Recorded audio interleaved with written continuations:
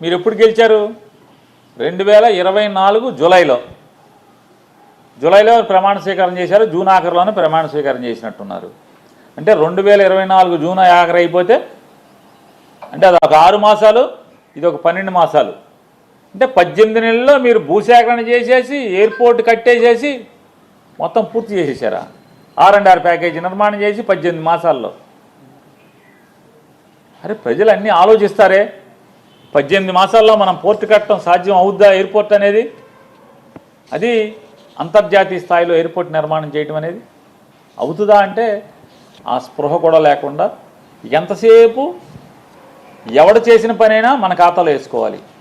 మేమే చేశాం అని చెప్పని డబ్బాలు కొట్టుకుని ఎవడో కష్టార్జితాన్ని కూడా మీ జేబులో వేసుకోవాలనేటువంటి తప్పుడు ఆలోచన మీ గురువు నేర్పిన, చంద్రబాబు నేర్పినటువంటి తప్పుడు సాంప్రదాయాన్ని తూచా తప్పకుండా అమలు చేస్తున్నటువంటి మన ఇండిగో రామ్మోహన్ నాయుడు గారు తంతు మనం చూస్తున్నాం. ఎలా అవుద్ది చెప్పండి? భోగాపురం ఎయిర్పోర్టు 18 మాసాల్లో భూసేకరణ పూర్తి చేసి నిర్మాణం పూర్తి చేయటం. ఇవాళ మొన్నటిదాకా ఏం చెప్పారు? జగన్మోహన్ రెడ్డి గారు మళ్ళీ వస్తాడని అడుగుతున్నారు. జగన్ వచ్చి మేము తీసుకొచ్చిన వ్యాపార సంస్థలన్నీ కూడా పారిపోయేట్టు చేశాడని చెప్తున్నారు. మరి భోగాపురం ఎయిర్పోర్ట్ పారిపోలేదా? భోగాపురం ఎయిర్పోర్ట్ కట్టేవాళ్ళు పారిపోలేదా అని అడుగుతున్నాను.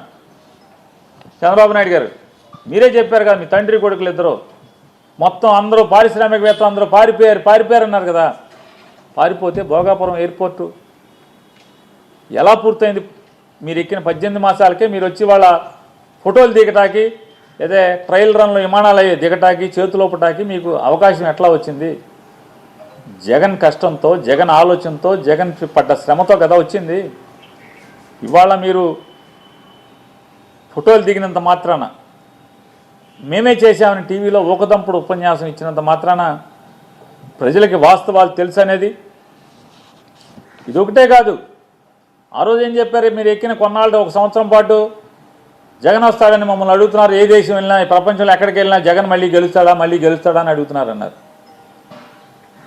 సంవత్సరం పూర్తి చేస్తున్న సందర్భంగా ఏం మాట్లాడారు? జగన్ అనే ఒక భూతాన్ని మేము పాతేశామని చెప్పి మాట్లాడారు నారా చంద్రబాబు నాయుడు గారు. మీరు సంవత్సర పరిపాలన పూర్తి చేసుకున్న సందర్భంగా జగన్మోహన్ రెడ్డి అనే భూతాన్ని మేము పాతేశాం, అందుకనే పారిశ్రామికవేత్తలు పరిగెత్తుకొస్తున్నారు. వైజాగ్లో మాకు 20 లక్షలు పెట్టుబడులు పెడతాం, కోట్లు పెట్టుబడి పెడతామని చెప్పని పరిగెత్తుకొచ్చారు. మేము జగన్ నామరూపాలు లేకుండా చేసాం. ఇక జగన్ మళ్ళీ ఎప్పటికీ భూమి ఉన్నంత వరకు జగన్ మళ్ళీ గెలవడని చెప్పని సొరకాయ కోతలు కోసారు కదా. మరి ఏమైంది? మెడికల్ కాలేజీలో టెండర్లు ఎందుకు రావట్లేదు?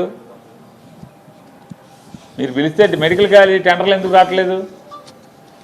మీ వాళ్ళేమో జగన్ భయపెట్టాడని రావట్లేదు. జగన్ రౌడీజం అని మీరే చెప్తారు. చంద్రబాబు నాయుడు గారు జగన్ రౌడీజం చేస్తున్నాడు, బెదిరిస్తున్నాడు అని చెప్తారు.